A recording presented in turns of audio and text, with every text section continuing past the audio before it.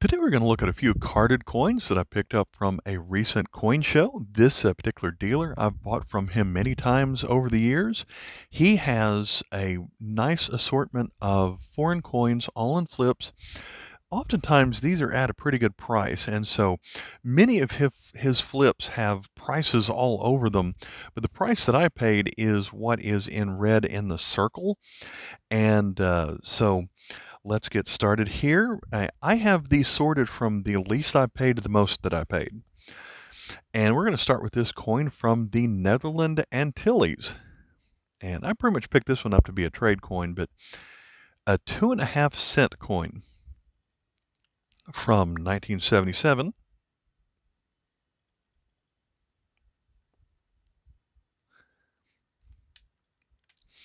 This coin was made out of bronze from 1969 through 1978. And then for a few years after that, it was made out of aluminum from 1979 through 1985. Next up, we have a coin from Haiti.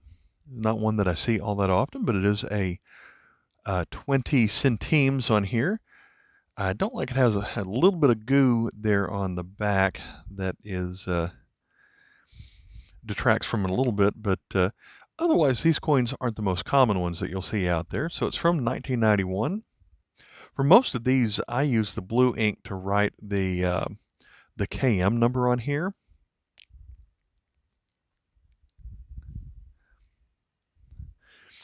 And then when we flip this one over, I hope I'm pronouncing the name right. This is Charlemagne Perrault.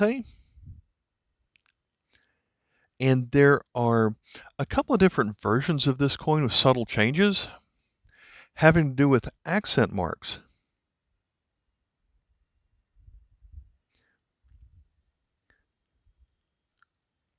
So the accent would appear over the letter I and Haiti right here. So the version that was made from 1986 through 91 does not have an accent mark right there.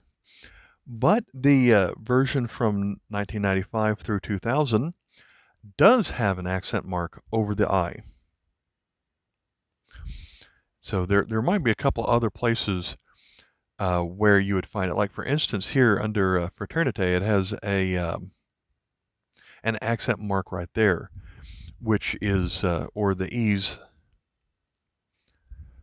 this side of the back. So that's what the accent would look like if it was on the I in Haiti right there. We're going to move to a coin that is seems to be a strange denomination of a coin, and that's going to be Venezuela's 12.5 centimos. So this is essentially, if you're from the United States, you would think of this as half of a quarter. Or in their case, 1/8 of their currency. And this goes back to the days when they were ruled by the Spaniards, when they had the 8 reals as their main currency, and so you'd have pieces of 8. So you'd have a 1, a 2, a 4, and an 8, and then even below the 1 you'd have like a half or even a 1/4 of those. So this would be their 8 reals was the main currency. It was worth about a 1 United States dollar way back when. We're talking the early 1800s and older. But this coin didn't last very long. Thankfully, they didn't make a 6 1/4 had to go along with it. But I don't believe this lasted too long. They certainly don't make them today anymore. This coin was made out of brass in 1944, but it was copper nickel from 45 through 58. As we flip it over here, we can see the date of 1945. Estados Unidos de Venezuela, or United States of Venezuela. Pretty well worn, but a currency you don't see as much. The 1945 version, or the 1958 version of this coin is a little bit, the 2 has a different design on it. It's called the knobbed 2. So that's a variety that you'll see in later years. I feel like these have been popping up a lot recently. I pick up these 1991 Lithuanian coins every time I find one just because I think they make for good trade pieces, but I feel like I've gotten maybe too many of them recently. I bought another couple of these at the same show on the same day. Although this one is the 2 centai, and the other guy had some 1 centais that I had picked up. But the 1, 2, and 5 are all the same, made out of aluminum, and then they get to some larger denominations that aren't quite as common. We're going to move to a coin from British-controlled India from 1904. I think some of the catalog numbers have changed, but the ones when they were ruled by the British probably are the same. So this was 497 in my catalog, in case you don't have the same number. It's 1/12 of an anna. Flip this one over, and we have Edward VII. So the Edward VII coins, I don't find nearly as many of him from India. So this one was made out of copper this year in 1906. Then they switched to a bronze version that had a thinner planchet. But at the same time, you might find from silver proofs of some of these, which might have the same date but were made later. So there are different variations of this coin out here. I just got the very basic original copper version. Every time I find a copper cash coin from China, I think it's a kind of an adventure to try and figure out what it is. This one was in much better shape than I usually find these. And so the dealer here had written Y190 on the coin. If you want to see all the variations, you need the David Hartle book catalog for all of the Chinese coins. And so this coin in his catalog is number 22.1335. And so based on the symbol at the top, the symbol at the bottom, that means the emperor is Guangzhou, who ruled China from 1875 through 1908. This specific coin was made from 1890 through 1899. There is no date on here, but the symbols on this side are essentially a mint mark to say whether or not it was intended for circulation throughout all of China or specific provinces. This one is a fairly common coin from China, but if I already had it, it would be an upgrade. This next coin, I might say that this dealer may not have even known what this was. And let's see if you can figure out yet. First of all, he puts a date of 1978 on here. That is not a 1978. The one right here is identical to the number right here, so it's really 1918. But do you recognize it yet? I'll go ahead and flip it over. I'll give you a hint. If it has 10 Pfennig on it, then it's probably something German. So this is a Kriegsgeld coin. So the Kriegsgeld not Geld coins date back to a time in Germany where they could not keep up with demand for a lot of the coins. So a lot of localities made their own currency and labeled them as not Geld and Kriegsgeld.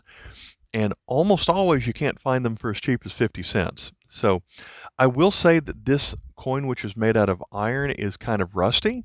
So maybe he did know what he had and just priced it accordingly. But it's something that I would buy most any 50 cent, most any not Geld Kriegsgeld coin for 50 cents if I didn't already have it. This specific one was printed by the district of Weissenfels,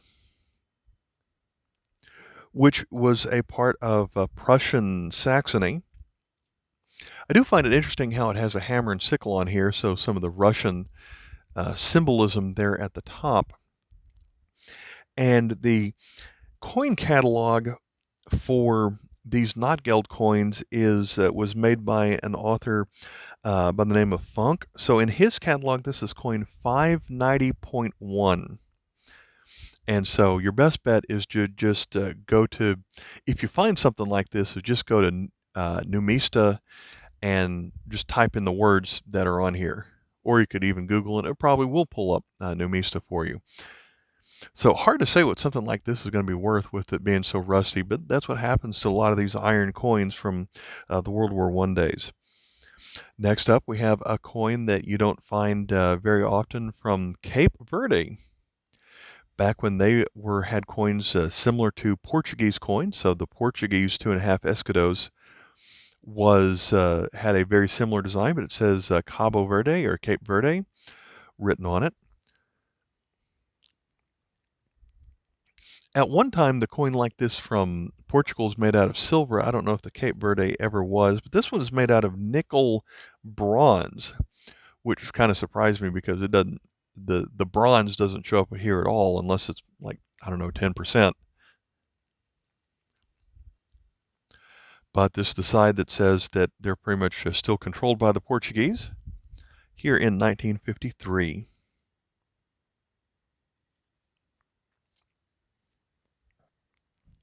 We're going to move to a coin from Denmark. We're going to get some pretty old stuff here coming up soon. So this is a 2-ore coin from 1912. I like how they had a price on here originally saying the book value of extra fine would be $4. I'm not sure I'd say extra fine, but again, I'm not a grader. One person put a price of $2.75, but they're actually selling it for $1.50 there in the top corner. Catalog number of Y21, but my catalog says this is KM805, so I must have a newer catalog than the one they have. That's where I wrote KM805. And so I wasn't really familiar with this monogram. It's Frederick VIII, who ruled from 1907 through 1912. And this coin's made out of bronze.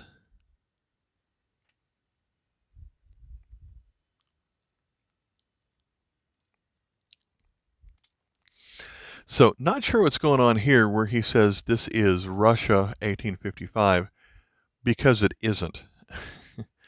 Again, maybe he just didn't recognize it, but it is. Some of this coin here is damaged, especially the portrait. You can't really see it. There's like some kind of impact mark right here. But it says Napoleon III. So I guess if you couldn't read that, maybe it sort of looks like a Russian coin. You got the date right of 1855, but this is not Russia. It's France. And I picked it up because it is the 2 centimes. And so I find these all the time for the 5 and the 10 centimes. I had never found the 2 centimes before. So it has each mint mark has its own catalog number. This one is a double B, which means it is from the Strasbourg Mint. And it's going to have a KM number of 796.2.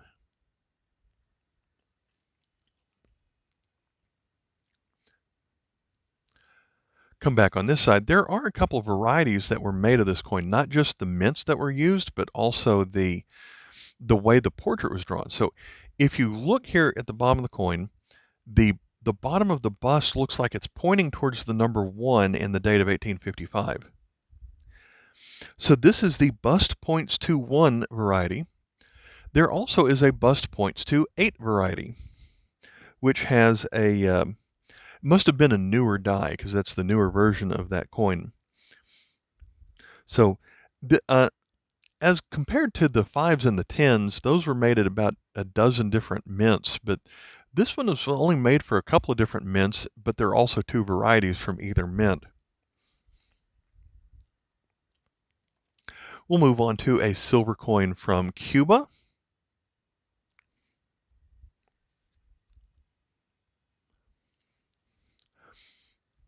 One that I didn't have. This dealer oftentimes has a lot of silver coins close to spot price. Some days I'll pick up a lot of them, but not today, not as many. But it's from 1952. It's going to tell us on here that it's 90% silver and 2.5 grams in ounces. That translates to 0.0723.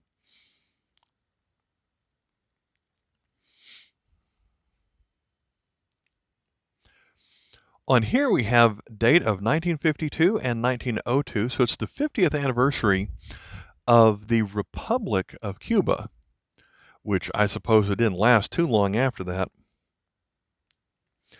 There are also 20 centavos and 40 centavos versions of this coin that are, of course, going to be larger than this one. Next, we have some old coins coming up compared to what you normally see. So here we have a coin from 1736. It's going to be a farthing, KM 572.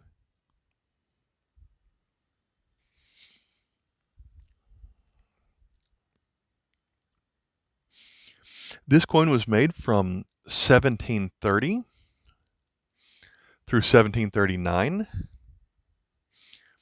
Then after that, they redesigned his portrait.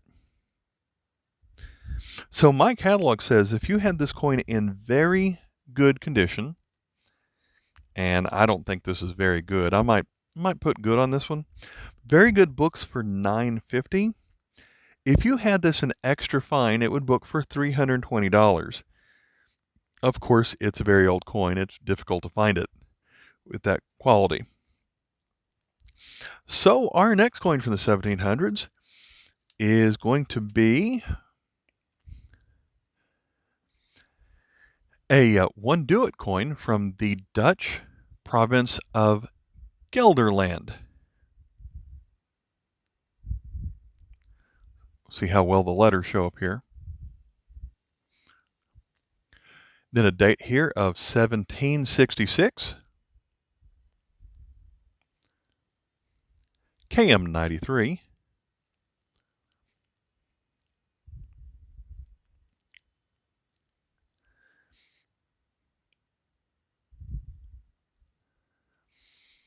Go back to the date. My catalog points out that the 1766 is an overdate. There may be silver versions of this. The design around the letters on here is called a Baroque cartouche. One of the few coins I've seen that has the AE together symbol right here. I thought that was interesting.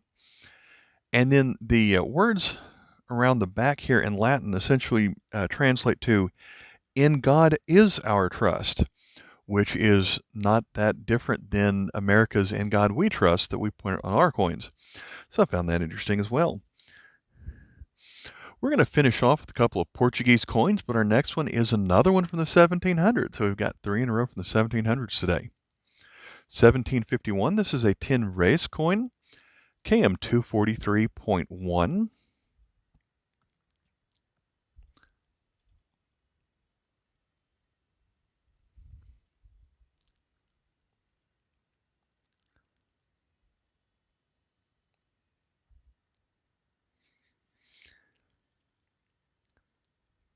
So it is a copper.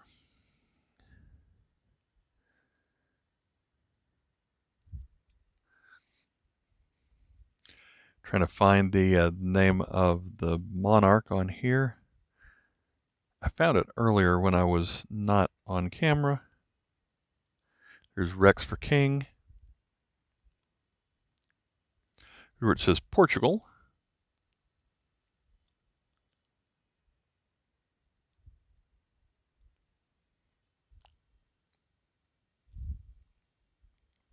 Here we go.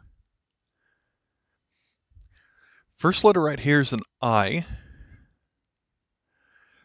I guess I pronounced that Iosephus. So it's like saying Joseph, but changing the J to an I. So it's King Jose, I believe is the actual name, Jose the First. But for some of them, they did spell it with an I on version 242.1, but then they changed it to a J on 242.2.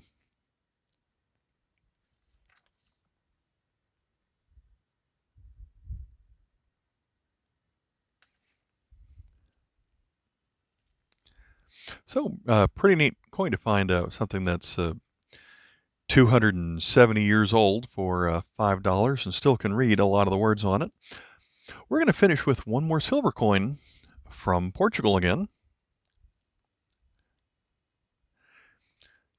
featuring the 25th anniversary of finance reform.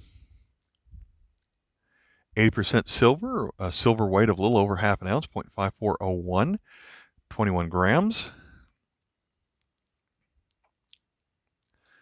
1953, 20 escudos. KM 585.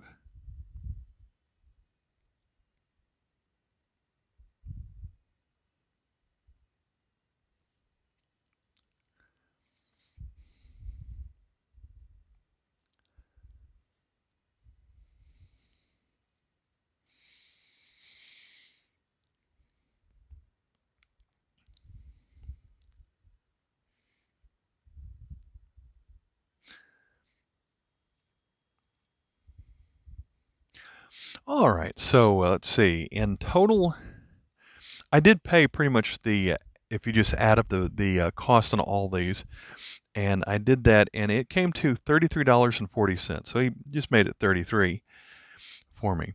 All right, thanks for watching. Bye.